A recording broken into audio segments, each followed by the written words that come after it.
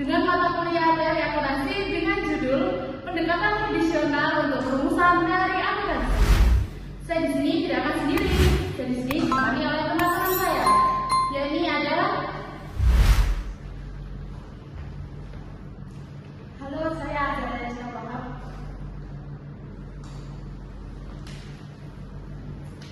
Halo, saya Alicia Nasional Priagasia. Dan saya yang terakhir, saya Bapak Naminyanto. Ini dia anggota dari kelompok kami. Selamat untuk menyimak materi yang akan kami sampaikan.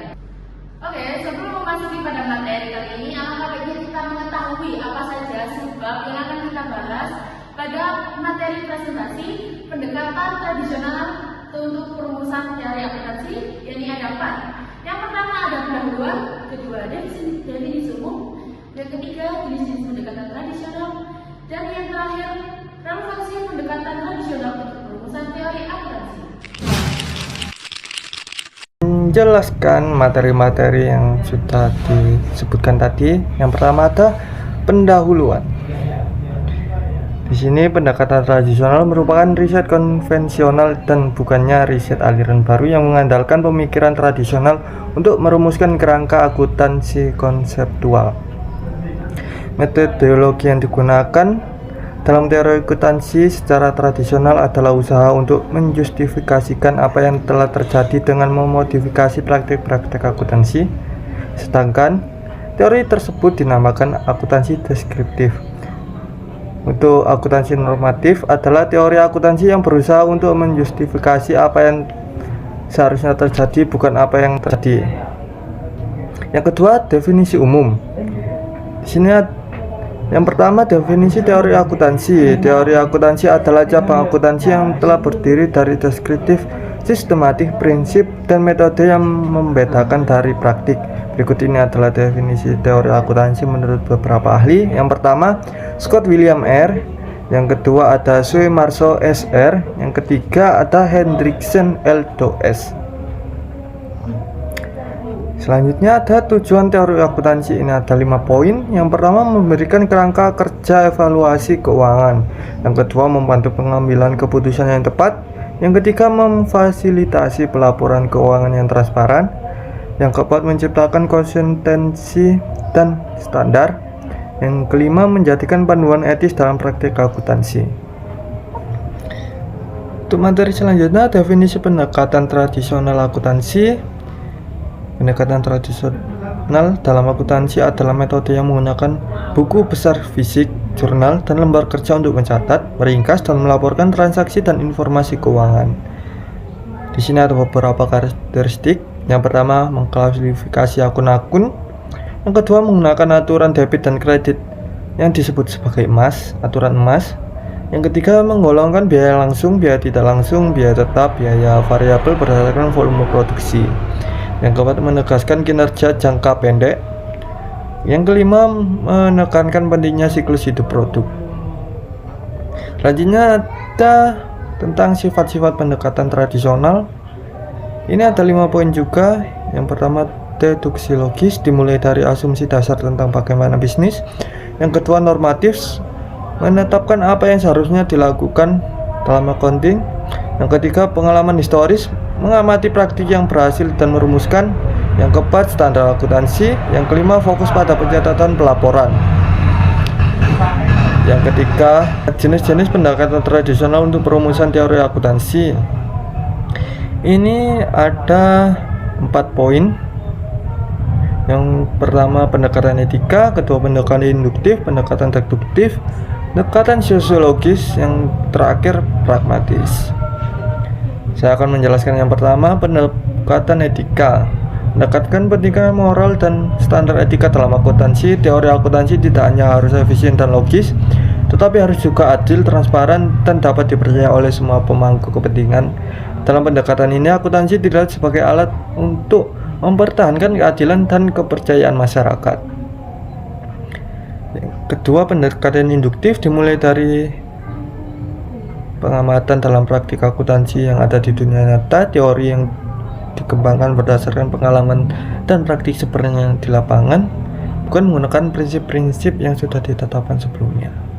Langkah-langkahnya ada pengumpulan data empiris, analisa pola, perumusan teori, dan terakhir penetapan teori. Yang pendekatan deduktif, pendekatan yang dimulai dari teori-teori prinsip akuntansi yang bersifat umum, lalu diterapkan ke praktik akuntansi yang spesifik, langkah-langkah memperolehnya, penetapan tujuan akuntansi, penetapan Polsutat, merumuskan prinsip akuntansi, aplikasi, dan terakhir aplikasi praktis. Yang keempat, pendekatan sosiologis. Pendekatan sosiologis dalam akuntansi menekankan pengaruh sosial, ini menjurus ke etika, fokus pada kesejahteraan sosial. Pendekatan ini mempengaruhi akuntansi sosial ekonomi yang menekankan dampak aktivitas bisnis pada lingkungan sosial. Untuk pendekatan yang terakhir ada pendekatan pragmatis. Ini dibedakan menjadi dua, pendekatan deskriptif pragmatis dan pendekatan psikologis pragmatis. Pendekatan deskriptif terlebih dahulu, pendekatan yang dalam konstruksi teori akuntansi adalah sebuah pendekatan induktif yang mengacu pada observasi berkelanjutan atas perilaku akuntan untuk melihat prinsip dan prosedur akuntansi yang mereka lakukan. Oleh karena itu, sebuah teori dapat dibangun berdasarkan pengamatan situasi yang telah terjadi pada akuntan. Untuk yang kedua, pendekatan sosiologis, ini dalam pendekatan akuntansi, penelitian mengamati perilaku akuntan dan mengobservasi respon pengguna terhadap keluaran akuntansi, misal laporan keuangan. Respon dari pengguna dijadikan sebagai bukti bahwa pelaporan keuangan sebagai keluaran dari akuntansi dapat berguna dan memberikan informasi yang relevan. Yang keempat, ini ada relevansi pendekatan tradisional. Pendekatan tradisional dalam akuntansi yang sering berfokus pada prinsip-prinsip dasar seperti pencatatan transaksi, pengukuran aset dan kewajiban, serta penyusunan laporan keuangan, dan masih memiliki relevansi meskipun dunia bisnis semakin kompleks. Pendekatan ini memberikan fondasi yang kuat bagi praktik akuntansi yang lebih maju dan beradaptasi dengan perkembangan teknologi. Untuk relevansinya, kita dapat lihat keterkaitan dalam beberapa aspek. Yang pertama, dasar pendidikan. Yang kedua, stabilitas dan kepercayaan. Yang keempat, adaptasi terhadap teknologi. Yang keempat, kepatuhan dan pengawasan. Kita sampai ke poin terakhir, kelebihan dan keterbatasan. Yang kelebihan ini di sini ada 4 poin, sama juga terhadap keterbatasan juga 4 poin. Untuk yang kelebihan, yang pertama, dasar pengetahuan yang kuat. 2, banyak prinsip yang telah teruji waktu. Yang ketiga, sederhana dan mudah dipahami. Yang keempat, sejalan dengan standar akuntansi yang berlaku seperti GAAP dan IFRS. Untuk yang keterbatasan, yang pertama, kurangnya fleksibilitas. Yang kedua, fokus terbatas pada informasi keuangan. Yang ketiga, analisis yang terbatas. Yang keempat, kesulitan dalam menghadapi kompleksitas transaksi modern. Selanjutnya, kesimpulan.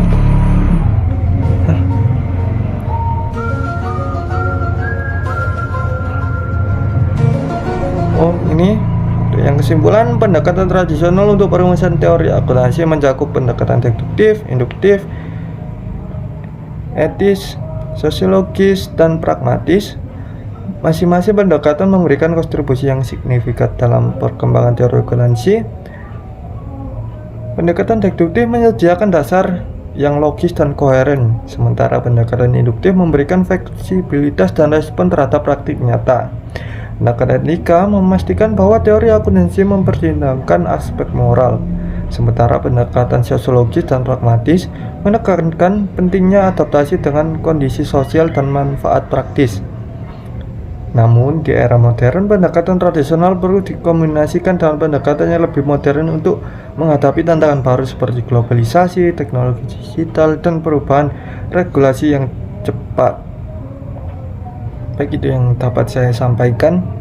Terima kasih. Assalamualaikum warahmatullahi wabarakatuh. Selamat malam kepada seluruh teman-teman dari kelas 5 akuntansi. Terima kasih yang sudah meluangkan waktu untuk bergabung pada Zoom meeting Kamis 25 Oktober 2024 pada hari ini, kami dari kelompok 4 akan membuka tanya jawab pada teman-teman mengenai materi kita dengan judul pendekatan tradisional untuk perumusan teori akuntansi.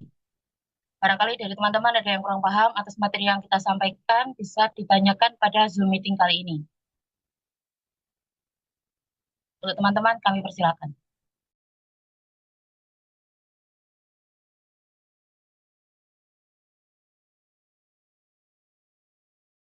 Baik, terima kasih untuk Mbak Margi Rizky dan Mbak Arma yang sudah bertanya. Saya persilakan untuk rekan kelompok saya, Mbak Liviana Zala dan Mbak Zara untuk menjawab pertanyaan dari rekan kita yang bertanya. Baik, saya akan menjawab pendekatan tradisional dalam perumusan teori akuntansi dapat mempengaruhi penyusunan standar akuntansi. Pendekatan tradisional cenderung mempengaruhi penyusunan standar akuntansi dengan menetapkan prinsip-prinsip yang dianggap ideal atau benar tanpa memperhatikan data empiris. Ini bisa menyebabkan standar yang diterapkan kurang relevan dengan situasi nyata atau perkembangan praktik bisnis, sehingga tidak mencerminkan kebutuhan pengguna informasi akuntansi secara efektif.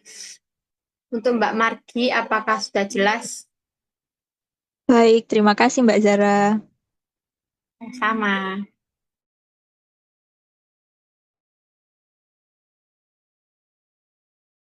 Selanjutnya, saya akan menjawab pertanyaan dari Mbak Aulia Urrahma.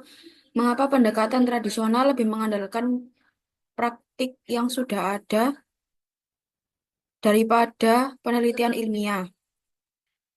Pendekatan tradisional lebih mengandalkan praktik yang sudah ada karena keyakinan bahwa praktik-praktik lama telah terbukti berfungsi dalam jangka waktu yang lama dan dianggap sudah teruji oleh waktu. Pendekatan ini menganggap praktik tersebut cukup andal tanpa memerlukan validasi tambahan melalui penelitian ilmiah yang lebih rumit atau membutuhkan waktu yang lama. Untuk Mbak Aulia Urrahma, apa sudah jelas? Baik, sudah jelas. Terima kasih Mbak Alivia. Terima kasih kembali. Terima kasih kepada Mbak Margi Rizky dan Mbak Aulia Rahma atas pertanyaannya. Mungkin itu saja. Ada teman-teman lain yang ingin ditanyakan dari materi ini? Jika tidak ada yang ditanya, saya dan kelompok izin mengundurkan diri. Akhir kata, wassalamualaikum warahmatullahi wabarakatuh. Waalaikumsalam warahmatullahi wabarakatuh. Demikian materi yang disampaikan oleh kelompok saya dengan judul pendekatan tradisional untuk perumusan teori akuntansi. Apabila ada kata yang tidak berkenan, kami mohon maaf.